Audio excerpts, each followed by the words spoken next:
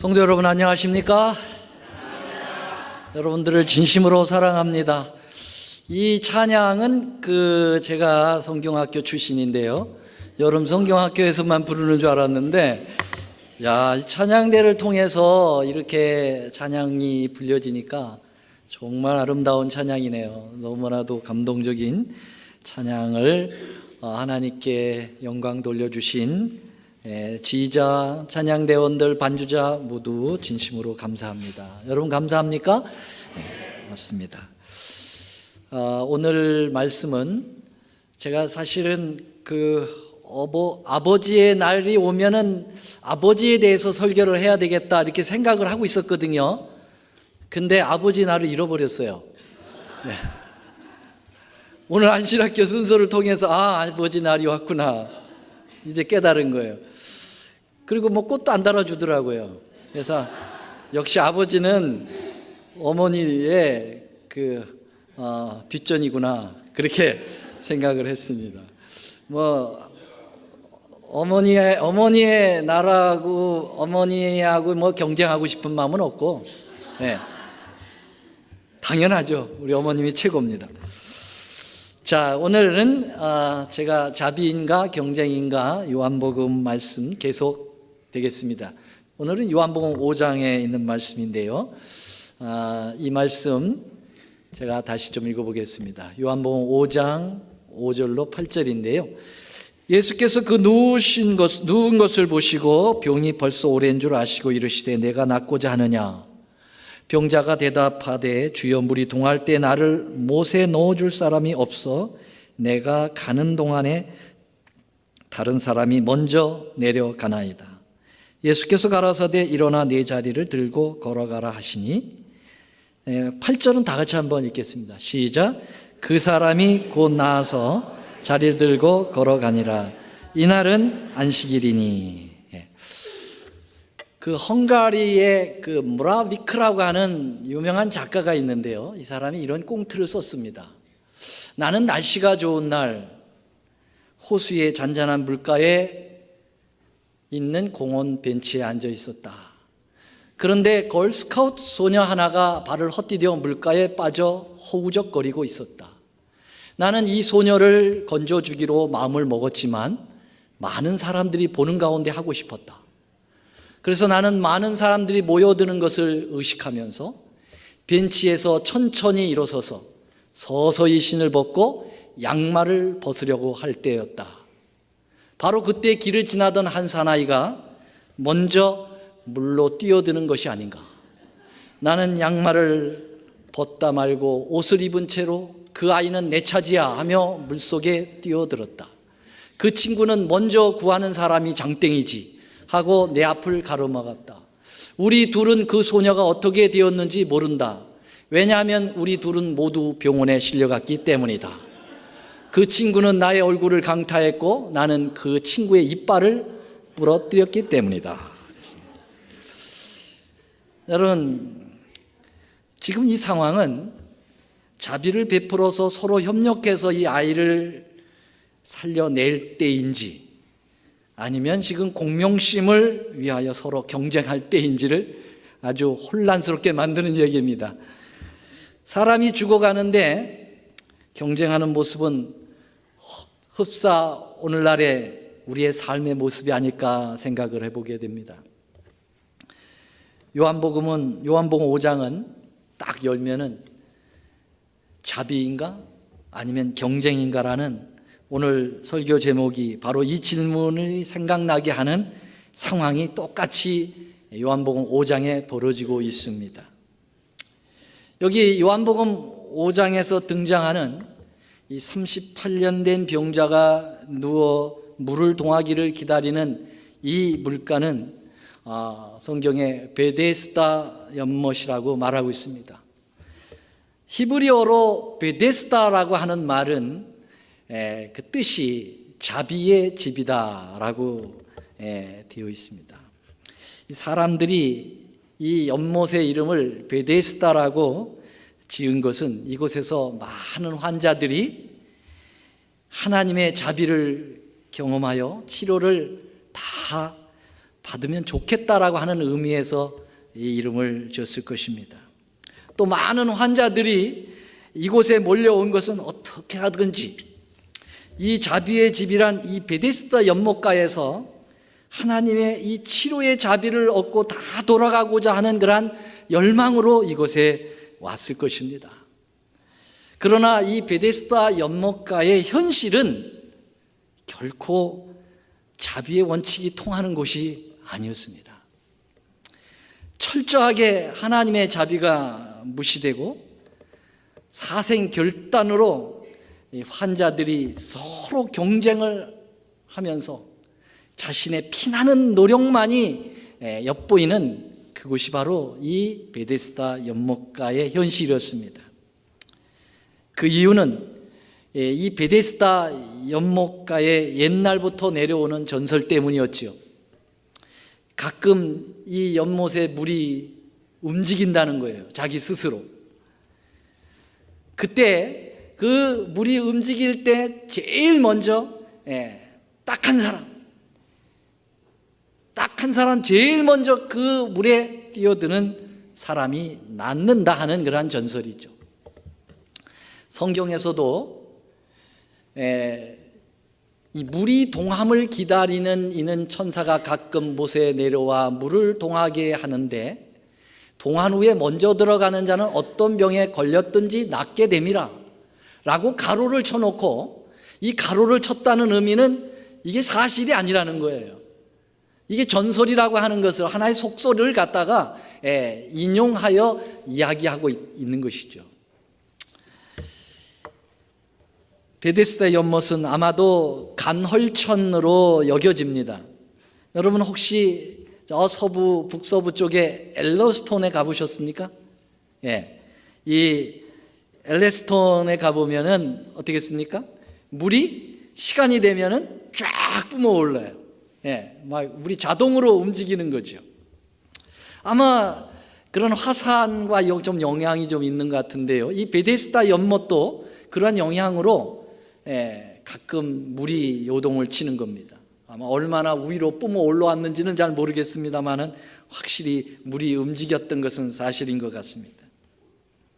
근데 여기서 주목해야 볼 그런 대목은요, 먼저 들어가는 자는, 그런 말입니다. 이렇게 가끔 물이 움직일 때 제일 먼저 몸을 담가야 치료받는다고 하는 이 속설이 이곳의 모든 환자들의 마음을 이기적으로 이끌었습니다. 그리고 이 속설은 제일 먼저 뛰어들어간 사람을 제외한 모든 환자들에게 엄청난 깊은 마음의 상처를 입혀서 더 절망에 이르게 했다는 사실입니다. 여러분, 한 명만 나음을 잇는다고 생각을 했으니까요. 나머지들은, 못 들어간 사람들은 더 절망감 속에 빠지게 되는 것입니다. 심지어는 마음의 상처만 당하는 것이 아니라 여러분, 육체의 큰 상처도 입을 때가 있다는 사실입니다. 왜 그렇습니까? 서로 뛰어들어가야 되니까요. 그래서 남들보다 앞서 1등으로 들어가야 합니다. 1등으로. 2등도 안 돼요. 제일 먼저 들어간 자만 나니까요. 1등이 돼야 하는 것입니다. 그래서 이 연못에 물이 동하면 물이 요동치는 것보다 더 수백 배 더 요동치는 곳이 있는데, 바로 물가가 아니라, 이 물속이 아니라 그 연못의 환자들의 있는 곳에서 더 요동치는 거예요. 물이 움직인다 하면은 벌써 사람들이 움직이는데요, 서로 물속에 먼저 뛰어들어가기 위하여 아비규환을 이루는 것입니다. 소경이나 다리가 불편한 사람이나 중환자들은 결코 1등을 할 수가 없습니다. 그러나 어떻든 먼저 들어가야 되니까 꿈틀거리면서 움직이겠죠. 다리가 튼튼하고 대신 팔이 마비되고 또 온몸에 종기는 있지만은 그러나 다리는 튼튼한 이런 사람들이 항상 먼저 뛰어드는 것입니다. 그들이 뛰어들 때 앞길이 쫙 놓여져 있는 게 아닙니다. 그 불편한 사람들이 서로 먼저 뛰어들기 위하여 길을 다 막고 있는 것입니다. 누워있는 환자, 보이지 않아서 이리저리 헤매고 있는 소경들, 그리고 아직은 어리지만은 환자로서 그래도 나을 희망을 가지고 온 어린아이 환자들이 그 가냘픈 몸을 이끌고 그 길을 막고 있는 거죠. 그런 사람들을 물리치고 짓밟고 먼저 뛰어들기 위하여 요동을 치는 것입니다.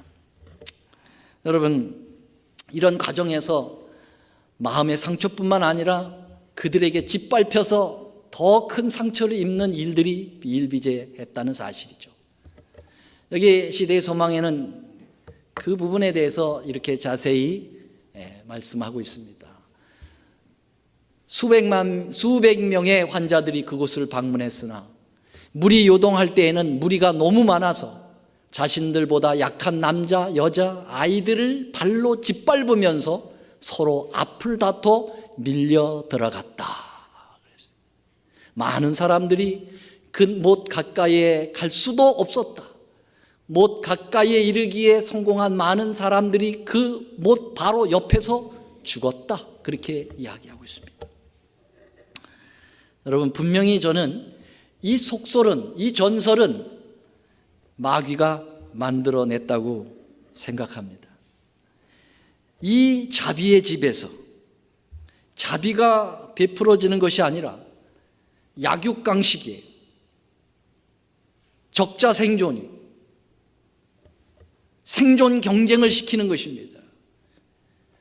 이건 하나님의 방법이 아닙니다. 이건 마귀의 방법이에요. 마귀의 이론입니다. 마치 진화론처럼 말이죠. 강한 것이 살아남는 거예요. 약한 것은 도태되는 거예요. 자연 도태예요. 마귀는 언제든지 이러한 도식을 가지고 사람들을 경쟁을 시키는 거죠.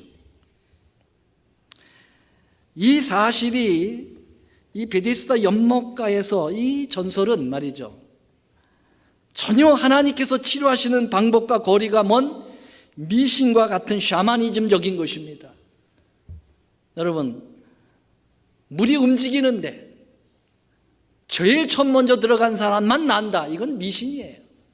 과학적이지도 않고 신앙적이지도 않아요. 완전 속설이요 미신입니다. 하나님의 제사장 나라라고 자부하던 유대 나라의 그 한복판, 예루살렘 한복판에서 이런 비성경적이고 미신적에 사로잡혀 있는 수많은 사람들이 여기에 몰려 있다는 것은 참 아이러니한 일이라고 생각합니다. 병만 나을 수 있다고 하면은 하나님의 원칙이고 진리고 없다는 것을 보여주는 것입니다. 사람들은 극한 상황이 빠지게 되면은 거기서 빠져나오려고 아무거나 다 믿어버리는 것이 바로 인간의 죄된 모습이에요. 마치 그 모습을 보고 있습니다.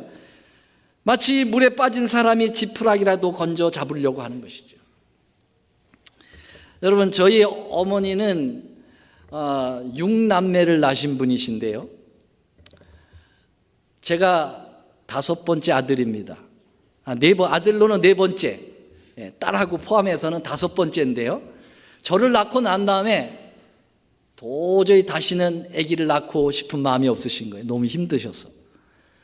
그런데 덜컥 제 동생 만표가 뱃속에 자라고 있는 것입니다. 그걸 떼고 싶어서 얼마나 노력을 했는지 말도 못 하신다고 그래요. 그 얘기를 들려주시는데. 근데 우리 어머님이 뭘 믿었는지 아십니까? 그때 하나님을 믿었던 분이거든요. 그런데 도끼를 삶아 먹는 물을 마시면은 애가 떨어진다, 이 속설을 믿으셨어. 그래가지고 이 시뻘건 도끼를 갖다가 펄펄 끓여가지고 그 물을 3대접이나 마셨대잖아. 그런데 떨어지지 않고 애기는 나와가지고 저보다 더 잘생기고 더 멋있는 아이가 태어났어. 지금 우리 어머니가 그때 떨어졌으면 어떡할 뻔했니 그래. 얘가 태어나서 정말 다행이에요. 제일 효자입니다. 지금 한국에서 우리 어머니 아프신데 걔가 다 우리 어머니 병 수발하고 병원에 모시고 하고 그 막내가 제일 다 잘하는 거예요. 네. 뭐 아멘까지는 할 것도 없고요. 네. 이게 이제 우리 죄된 사람들의 모습이에요. 낫기만 한다면 뭐 하나님의 원칙이고 뭐고 없어요. 그냥 눈이 다 뒤집히는 겁니다. 여러분, 이 모습은 우리 한국교회의 모습을 보는 것과 똑같습니다. 병 고치는 성령의 은사를 가장한 거짓 신유 은사에 속아서 많은 사람들이 병만 낫게 해준다면 어디든지 쫓아가는 거예요. 예. 그래가지고 마치 무당 수준의 예배의 그러한 모습을 보면서도 막 손을 흔들고 막 머리를 딱딱 치고 난리가 납니다. 그런데도 거기 찾아가는 것입니다. 심지어는 저는 우리 재림교인들 가운데 병만 나면은 그런 데라도 가야 된다고 생각하는 사람들이 있어요. 암암리 갔다 오는 사람들 몇 번 봤습니다. 베데스다 연못가의 사람들과 다를 게 없습니다. 미신이라도 믿는 거예요. 병만 난다면. 여러분, 육신의 질병을 고치고 영생을 잃어버린들 무슨 소용이 있을까요? 특별히 한국의 기독교는 이런 사람들의 심리를 이용하여 거의 샤머니즘적으로 병을 치료하는 교회가 비일비재하다는 사실입니다. 하나님의 건강 법칙에는 전혀 상관이 없습니다. 그냥 하나님의 건강 법칙하고는 전혀 상관없이 막 살다가 막 먹고 막 마시고 막 지내다가 병 걸리면 가서 그냥 하나님 고쳐주십시오. 이상한 방법으로 무당을 찾아가듯이 찾아가서 병을 고치려고 한다 이 말입니다. 온통 세상은 베데스다 연못가가 되어버리고 말았습니다. 자기의 이득을 위해서 하나님이고 진리이고 율법이고 다 상관없이 짓밟고 끼어 들어가는 것이 바로 이게 오늘날 우리의 모습입니다. 자기가 나으면 다 괜찮아요. 남이 더 상처를 받고 더 큰 아픔을 당하는데도 상관없습니다. 나만 나면 된다는 건 이게 베데스다의 원리입니다. 이게 마귀가 만들어낸 전설, 미신의 그러한 모습입니다. 사단이 임금으로 있는 이 세상은 온통 경쟁의 숲입니다. 마귀는 경쟁을 시키는 거예요. 서로 짓밟도록. 우리는 이런 경쟁의 회의를 느낍니다. 그리고 이런 삶의 구도에 많이 지쳐 있습니다. 그러면서도 우리는 경쟁하지 않을 수 없도록 마귀가 우리를 그렇게 몰고 갑니다. 그리고 심지어는 그 경쟁을 즐기면서 쾌락까지도 누리게 되는 것입니다. 성경에서도 죄가 이 땅에 들어온 후에 생명을 건 이 경쟁으로 피로 얼룩진 장면들이 성경 전체를 뒤덮고 있습니다. 여러분, 가인과 아벨의 이야기를 생각해 봅시다. 이 가인과 아벨이 제단 쌓는 것을 경쟁하면서 아우를 쳐 죽인 것이 바로 가인의 모습입니다. 아벨은 하나님의 구속의 원리를 가지고 생각하면서 바로 우리를 하나님의 사랑으로 구원하시기 위하여 당신이 피 흘려 돌아가신다고 하는 그 놀라운 자비의 원칙을 가지고 제사를 드리고 있는데, 가인은 그러한 자비의 모습 앞에서 어떻게 하면 내가 하나님 앞에 잘 보일까? 인위적인 어떤 생각을 가지고 하나님의 원칙은 다 집어버리고 그저 자기의 그러한 겉모습으로 드러나는 그러한 예배를 쌓기 위하여 거짓 예배를 쌓게 되는 경쟁을 일으키는 거죠. 내가 내 동생 아벨보다는 더 멋있는 예배를 드릴 거야. 여러분, 결국 하나님께서는 이 아벨의 자비를 바탕으로 쌓은 제단을 흠양하시고 경쟁의 구도를 가한 가인의 예배는 받으실 수가 없으셔서 거절하셨어요. 가인은 여기에 분노했습니다. 자기의 경쟁의 적인 동생 아벨을 그래서 쳐 죽인 것입니다. 여러분, 우리가 분명히 알아야 될 것은 우리는 하나님께 예배를 드리면서도 경쟁을 할 수 있다는 사실을 알아야 합니다. 그리고 하나님께 함께 예배를 드리는 사람을 여러분, 우리가 한 가족으로 한 사랑과 자비를 베풀어야 될 그러한 대상으로 보는 게 아니라 나의 경쟁의 대상, 라이벌로 생각할 수가 있다는 사실이 있죠. 어떤 때 그런 모습들이 드러납니까? 우리 올랜도의 교회 하나밖에 없으니까. 그런데 저 LA나 저 메릴랜드나 이런 데 교회들이 굉장히 많아요. 재림교회들이 한 30분, 15분이면 차 타고 다 갈 수 있어요. 교회들이 경쟁을 하는 것입니다. 라이벌 의식을 갖는 거예요. 어디서 침례를 줬다면 입을 삐죽삐죽거려요. 그냥 갖다 물속에 집어넣구만. 여러분, 하나님 앞에 예배를 드리면서 하나님께 영혼을 드리면서 경쟁의식에 사로잡힌 것은 베데스다 연못가의 전설에 휩싸여 있는 무질없는 무지한 몽매한 백성이 되는 것입니다. 이게 우리의 현실이에요. 어떤 사람은 교회에서 예배를 잘 드리고 신앙을 잘하는 사람을 경쟁으로 삼는 거예요. 삐죽거리고 그것을 무시하고, 여러분, 칭찬해주고 격려하고 용기를 주고 거기에 은혜를 받으려고 하는 것이 아니라 말이죠. 다를 게 없습니다. 여러분, 사울은 왕권을 놓고 다윗과 경쟁합니다.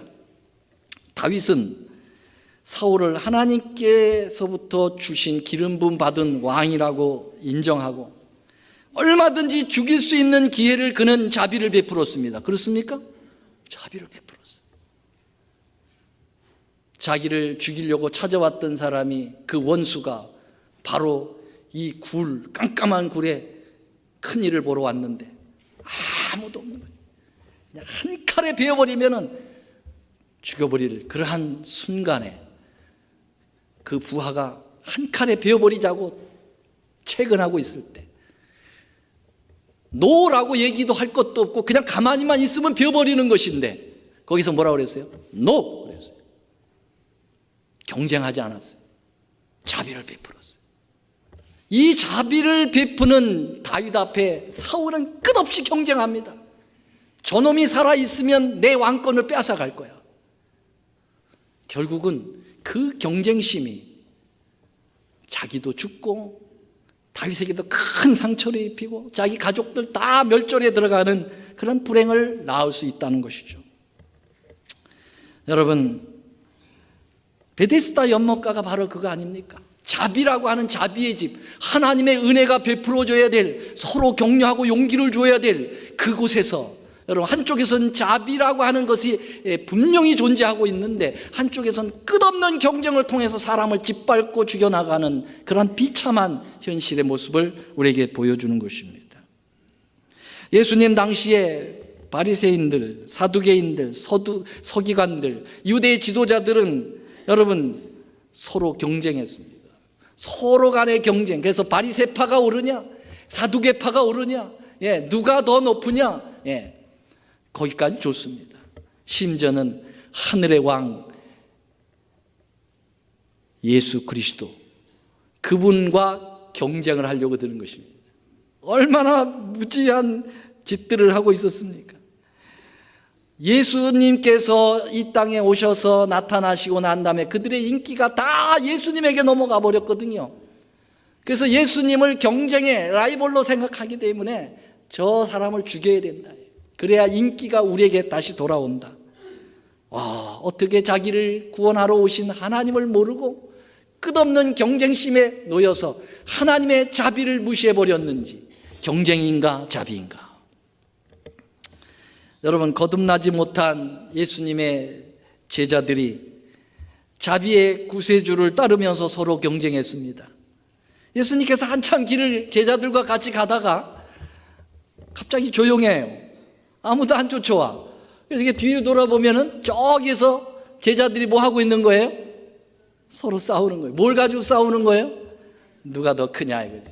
여러분, 저희가 잠잠하니 이는 노중에서 서로 누가 크냐 하고 쟁론하였습니다.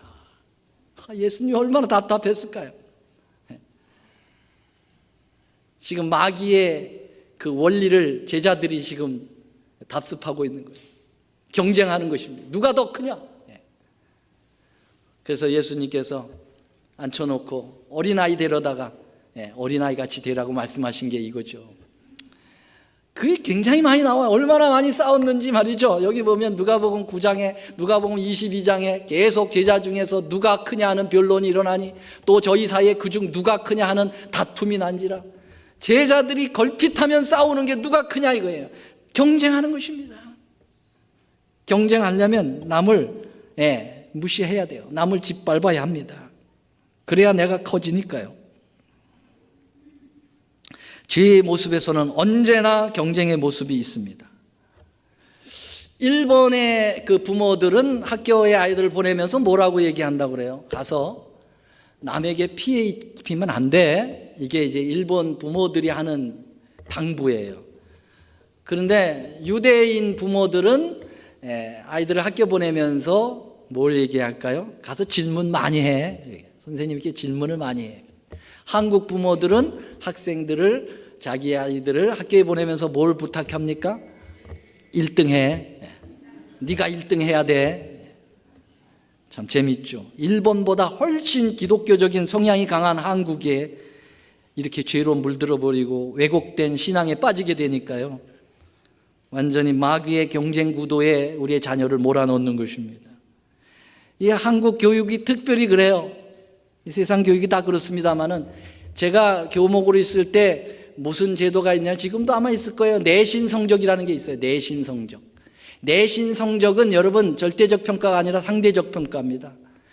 그 반에서 상위 몇 프로가 들어야 내신 성적이 좋은 거거든요. 그러면 그 반에서 자기 친구들보다도 자기가 더 많은 점수를 받아야 돼요. 그래서 무감독 시험을 치러도 됩니다. 왜 그런지 아세요? 안 보여줄 뿐만 아니라 컨닝하면 고자질을 해요.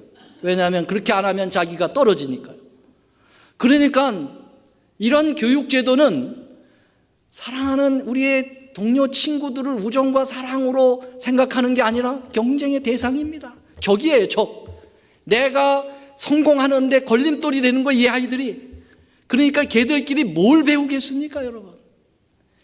이게 누가 만들어낸 겁니까? 이게 마귀가 만들어낸 교육제도가 아닐까요? 근데 삼육학교에서도 이런 것을 실시한다니까요. 왜냐하면 문교부의 교육부죠. 교육부에 이거 이렇게 안 하면은 학교 인가제도를 안 해줘요. 그래서 옛날에는 우리 진정한 삼육교육은 학교에 보조받지 않았습니다. 보조받지 않고 우리 나름대로의 삼육교육을 시키겠다, 하나님 교육을 시키겠다. 근데 학교가 너무 비대해지고 커지게 되니까 이제는요, 교육청에 가가지고 보조 달라고 로비까지 합니다. 슬픈 현실이죠. 다 베데스다 연못가로 만들어버리었습니다. 마귀의 교육입니다. 이런 리얼하게 경쟁이 판치는 이 현장에서 우리 주님은 어떤 행동을 하셨을까? 예수님은 그 베데스다 연못가에 오셔서 가장 경쟁할 수 없는 사람을 고르셨습니다. 여기에 해당되는 아주 최악의 환자가 하나 있었죠. 그 환자가 누굽니까? 38년 된 병자입니다. 들곳에 누워있는 환자, 걸을 수 없는 환자, 물이 움직여도 누가 들어 집어 던져 놓지 않으면 불가능한 환자. 여러분, 이 환자만큼 더 절망적인 환자가 없어요. 예수님은 일부러 그 환자를 골랐습니다. 왜냐하면 이 환자는 경쟁할 수가 없어요. 주님은 경쟁을 싫어하시는 분이에요. 이때 예수께서 당신의 연세보다 더 오래 병을 앓아온 38년 된 환자를 찾아오신 것입니다. 예수님께서 찾아가시는 영혼들은, 물론 예수님께 찾아오는 환자들이 참 많았죠. 그런 많은 환자들이 있었습니다만은, 예수님이 찾아가는 환자들은 언제나 가장 절망적인 사람을 찾아가십니다. 인간 대접을 받지 못한 사마리아 여인, 나면서부터 소경된 자, 그 부모까지 버린 소경된 자를 찾아가시고, 12년 동안 혈류병에 걸려서 손만 뻗치면 옥자락이라도 만지면 낫겠다고 하는 가냘픈 그러한 여인을 주님은 일부러 가서 옷을 대주셨습니다. 자신의 존재에 대해 깊은 회의를 품고 38년 동안 지내온 이 중풍 환자를 주님은 찾아가셨습니다. 오늘 나는 아무것도 스스로 할 수 없다고 깨달았고 정말 절망 가운데 절망에 빠져 있다고 하면 주님은 바로 우리 곁에 계심을 여러분 기억하시게 되기를 간절히 바랍니다. 예수께서 이 38년 된 병자에게 던진 질문은 뭐였습니까? 내가 낫고자 하느냐. 내가 낫고자 하느냐. 이 환자는요, 아무 이 경상도 말로 뭐예요? 예. 오브 코스. 예. 예. 당연하죠. 이렇게 대답을 쉽게 할 수 있는 질문을 던졌어요. 내가 낳고자 하느냐? 아유, 당연하죠. 예. 그런데 그 쉬운 대답도 이 사람 못합니다. 그 쉬운, 네, 낳고 싶습니다. 이 말도 못해요. 뭐라고 얘기합니까? 병자가 대답하되 주여 물이 동할 때 나를 못에 넣어줄 사람이 없습니다. 그가 표현한 말은 그 말입니다. 아무도 없습니다. 내 곁에는 아무도 없습니다. 나를 도와주는 사람 아무도 없습니다. 아주 외로움과 절망의 표현입니다. 나의 고뇌를 이해하는 이도 없고 나눌 사람도 없고 이제는 관심을 보이는 사람도 없습니다. 나를 이곳에 갖다 놓은 친구조차도 찾아오지 않습니다. 우주 속에 외로이 희망도 없이 버려진 존재, 하루하루 살아가는 것이 정말 어려운 사람, 바로 이러한 사람에게 우리 주님은 찾아오십니다. 여러분, 이런 사람이 세상에 너무나도 많이 있어요. 오늘날도 우리가 이런 사람을 만들 수가 있습니다. 나만을 생각하는 이기적인 그리스도인들 때문에, 남보다 더 멋지게 살아야 하는 그 경쟁심 때문에, 우리 주위의 도움의 손길에 필요한 사람들을 돌아보지 않는 사람들 때문에, 이런 사람들은 우리 주위에 너무나도 많이 있습니다. 우리 예수님은 이런 사람을 찾아가십니다. 여기서 우리 예수님은 어떻게 환자를 대하시는지 그 모습을 조금 더 보시겠습니다. 네, 질병이 낫고 싶습니다 라고 대답도 하지 못하고 환경에 굴레에서 허덕이는 사람에게 예수님은 어떤 조건도 걸지 않고 어떤 경쟁 구도도 만들지 않으시고 단순히 이렇게 선언하셨습니다. 다 같이요, 시작. 예수께서 가라사대 일어나 네 자리를 들고 걸어가라 하시니. 예수님의 무한한 사랑은 지금 전혀 마음의 준비도 되어 있지도 않고 정말 아무것 하나 정말 믿음도 보여지지 않는 그 사람에게 하나님은 이미 치료를 선언하신 것입니다.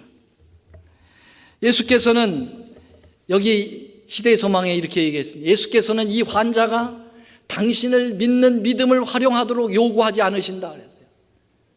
네 믿음을 보여라 먼저 얘기하지 않으셨어요. 먼저 일어나 걸으라고 얘기하셨어요.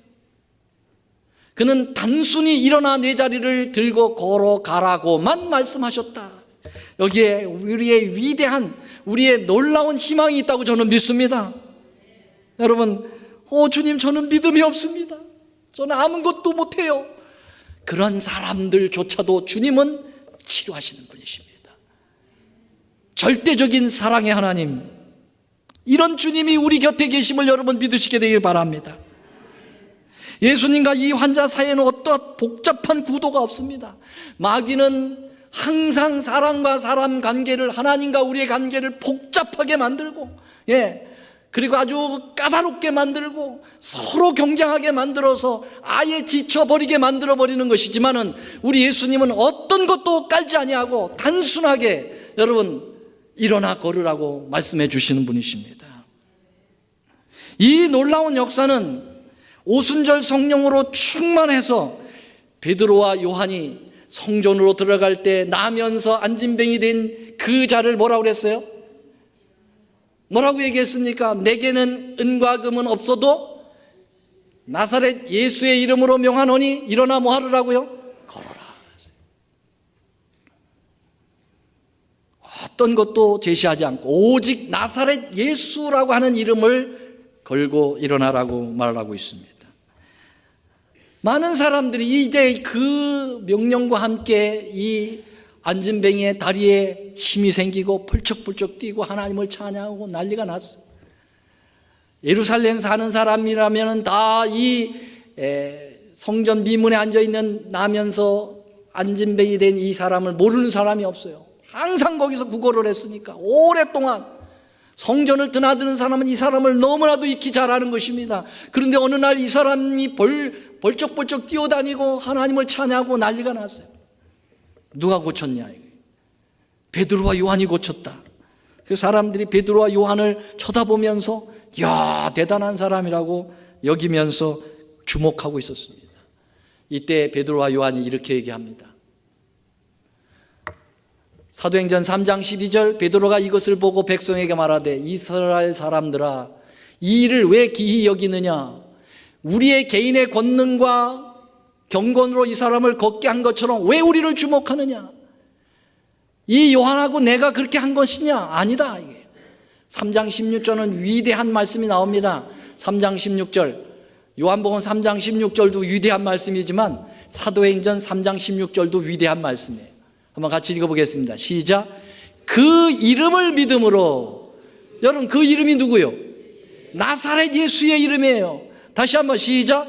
그 이름을 믿음으로. 그 이름이 너희가 보고하는 이 사람을 성하게 하였다. 누가 성하게 했다고요? 그 이름 예수 그리스도 나사렛 예수가 이를 성하게 하였다.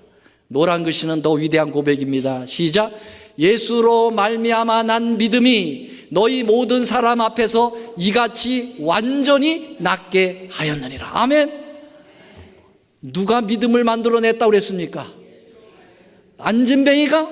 아니요, 예수님이 믿음을 넣어주었다고 얘기했습니다.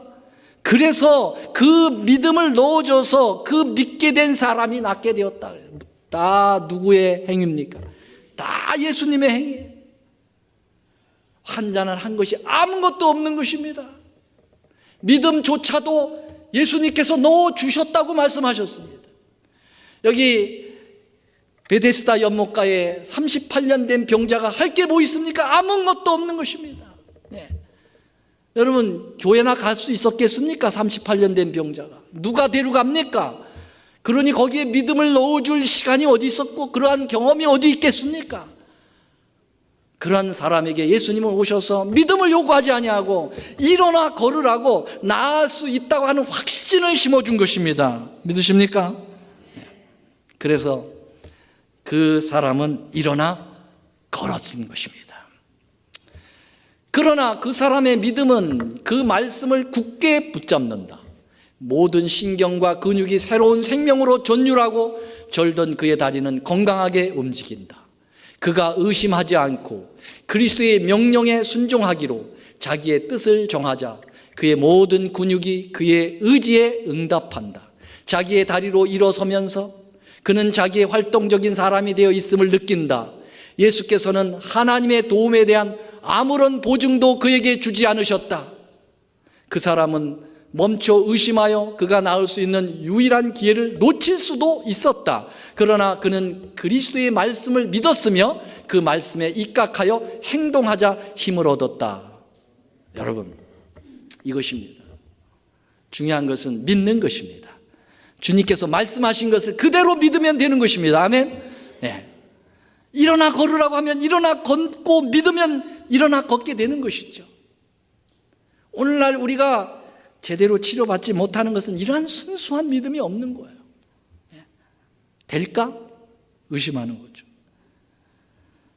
사랑하신 여러분, 오늘도 베데스다라고 하는 불합리한 경쟁의 세상 속에서 서로를 경계하고 미워하고 투쟁하기보다는 내게 찾아오신 예수님을 바라보며 그분만이 나의 인생을 치료할 수 있다는 확신을 가지고 주님께 나아가시게 되길 바랍니다. 여러분, 우리는 육체적인 마비가 당한 사람이 아닐지라도 영원히 죄로 인하여 마비당한 채 38년을 지나왔는지도 모르겠습니다. 그런데 그날이 바로 안식일이었듯이 오늘도 그 안식일입니다. 예수님은 안식일에 자리를 들고 일어나 걸으라고 특별히 말씀하셨어요. 논쟁에 휩싸일 것을 알면서도 일부러 그 환자에게 자리를 들고 일어나라고 말씀하신 이유는 안식일은 병을 고치는 날, 해방의 날, 죄로부터 구원을 받는 날이라고 하는 사실을 알려주시기를 원하셨던 것이죠. 그리고 안식일은 바로 이 위대한 역사를 이루는 일을 사랑하는 성도들이 따라 해주기를 갈망했던 것입니다. 오늘 여러분 안식일입니다. 안식일 후에 식사하시고 난 다음에 뭐 하시렵니까? 베데스다로 찾아가시게 되길 바랍니다. 절망과 희망이 없이 절망스러운 그러한 사람들이 우리 주위에 있을 때 찾아가셔서 예수님처럼 예수님을 소개하고 말씀을 소개하시게 되길 바랍니다. 하나님의 위대한 역사를 우리는 가서 증거할 때 보게 될 것입니다. 가만히 있으면 그 38년 된 병자는 영원토록 거기서 죽고 말았을 거예요. 예수님이 찾아가셨기 때문에 그 일이 가능하셨고, 믿음을 넣어주셨기 때문에 가능하셨고, 그 환자가 그것을 믿고 따랐기 때문에 여러분 회복되었고 영원한 구원까지 얻게 된 것으로 믿습니다. 여러분, 아름다운 하나님의 귀한 역사가 오늘도 이 경쟁의 구도인 베데스다 연못가에서 하나님의 자비의 온전함이 베풀어지게 되는 위대한 역사가 여러분과 저의 삶 속에 계속 일어날 수 있도록 역사하여 주시기를 간절히 바라고, 함께 하시게 되기를 간절히 바라면서 오늘 말씀을 드리겠습니다. 자비의 우리 하나님, 은혜와 사랑으로 인하여 감사드립니다. 어떠한 것도 조건으로 달지 아니하고 그저 오셔서 우리를 사랑하셔서 모든 죄악으로부터 우리를 구원하시게 하여 십자가에 달려 돌아가시는 위대한 자비를 보여주신 우리 하나님, 우리는 그 위대하신 하나님을 믿고 따른다고 말하면서 그 모습은 전혀 보이지 아니하고 마귀가 만들어낸 경쟁의 구도 속에서 끊임없이 나의 이웃을 미워하고 정죄하고 다퉜던 우리의 죄가를 주님 앞에 고백합니다. 용서하여 주시고 주님의 그 자비를 배워서 무한한 사랑으로 함께 하늘 본향으로 가고자 하는 열망으로 이웃에게 나아가도록 도와주옵소서. 이제는 우리 하나님의 크신 사랑과 예수 그리스도의 놀라우신 은혜와 성령님의 감화교통하심이 주님을 사랑하는 모든 이 백성들 위에 이제부터 영원히 함께하옵시기를 우리 구주 예수님의 이름으로 간절히 축원하옵나이다. 아멘.